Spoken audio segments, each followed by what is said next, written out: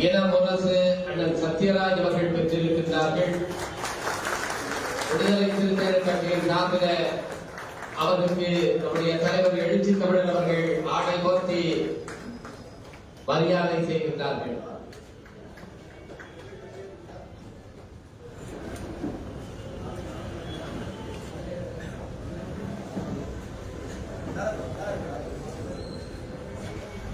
அரசமைப்பு சட்ட உறுதிமொழி ஏற்கின்ற இந்த நிகழ்வில பங்கேற்று சிறப்பித்துக் கொண்டிருக்கின்ற கட்சியினுடைய மூத்த நிர்வாகிகளே, இங்கே சிறப்பு விருந்தினராக பங்கேற்று விடுதலை சிறுத்தைகளில் தானும் ஒருவராக இன்றைக்கு உறுதிமொழி ஏற்றிருக்கின்ற மரியாதைக்குரிய அண்ணன் இளவரசு சத்யராஜ் அவர்களே, இந்த உறுதிமொழி ஏற்புக்கு தமிழ்நாடு முழுவதும் இருக்கின்ற விடுதலை சிறுத்தைகளை அணியப்படுத்தி அரசமைப்பு சட்ட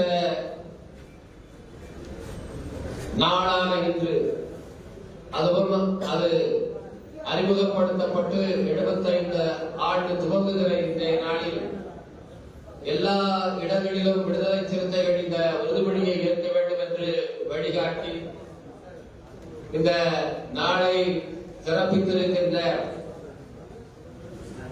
நம்முடைய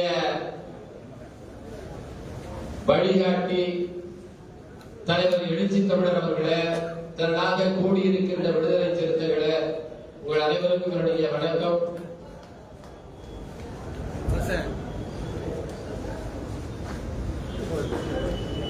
இந்திய கம்யூனிஸ்ட் கட்சியினுடைய மாநில செயலாளர் தோழர் முத்தரசன் அவர்களும், இந்திய தேசிய காங்கிரஸ் செய்தி தொடர்பாளர் கோபண்ணா அவர்களும் வருகை தந்திருக்கிறார்கள். அவர்களை வருக வருக என வரவேற்கின்றேன்.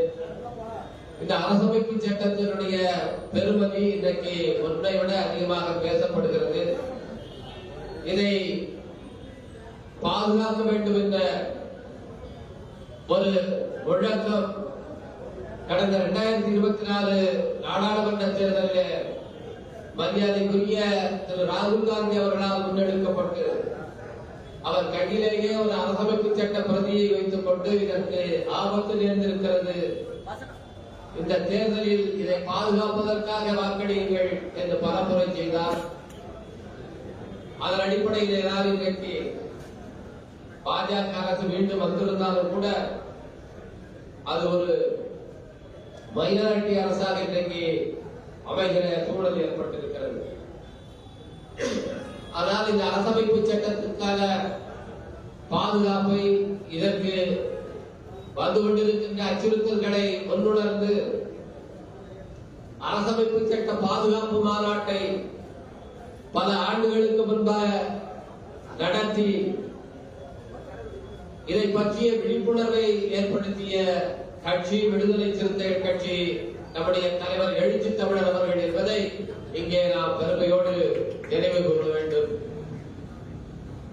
அதன் அடிப்படையில் தொடர்ந்து தலைவர் அவர்கள் இந்த தேர்தல் மட்டுமல்ல, கடந்த 10 ஆண்டுகளாகவே பாரதிய ஜனதா கட்சியினுடைய தாக்குதல் என்பது அரசமைப்பு சட்டத்தின் மீதான தாக்குதல் தான். அவர்களுடைய முதன்மையான இலக்கு அரசமைப்பு சட்டம் தான் என்பதை ஒவ்வொரு வேளையிலும் எடுத்துச் சொல்லி நம்ம எல்லாம் அதை பற்றிய விழிப்புணர்வை பெறுவதற்கு வழிவகுத்தார்கள். இன்றைக்கு அது பரவலான ஏற்பை பெற்று இந்த 75வது ஆண்டு துவங்குகிற நாளிலே இந்த அரசமைப்பு சட்ட பாதுகாப்பு எந்த அளவுக்கு முதன்மையானது என்பதை எல்லா அரசியல் கட்சியை சேர்ந்தவர்களும் உணர்கிற நிலை ஏற்பட்டிருக்கிறது. இந்த நாளிலே நாம் ஏற்றிருக்கிற இந்த உறுதிமொழியின் அடிப்படையில் அரசமைப்பு சட்டத்தை உயர்த்தி பிடிப்போம் என்பதை மீண்டும் உறுதியாக நம் நெஞ்சில் நிறுத்தி, புரட்சியாளர் அம்பேத்கர் அவர்கள் சொன்னார், இந்த நாட்டில் நாடாளுமன்ற ஜனநாயகம் நிறைவேற வேண்டும் என்று சொன்னால் அரசமைப்பு சட்ட ஒரு பண்பு, கான்ஸ்டிடியூஷனல் மொராலிட்டி என்பது எல்லோரிடத்திலும் ஏற்பட வேண்டும் என்று சொன்னார். அத்தகைய ஒரு பண்பு எல்லோருக்கும் ஏற்படுவதற்கு இந்த உறுதிமொழி என்பது வழிவகுக்கும். அந்த விதத்திலே இந்த உறுதிமொழியை இங்கே உச்சரித்ததோடு இல்லாமல் அதை நெஞ்சிலே நிறுத்தி நாம் தலைவர் எழுச்சி தமிழர் வழியில நடைபோடுவோம் என்று சொல்லி வாய்ப்புக்கு நன்றி கூறி அமைக்கிறேன். வணக்கம்.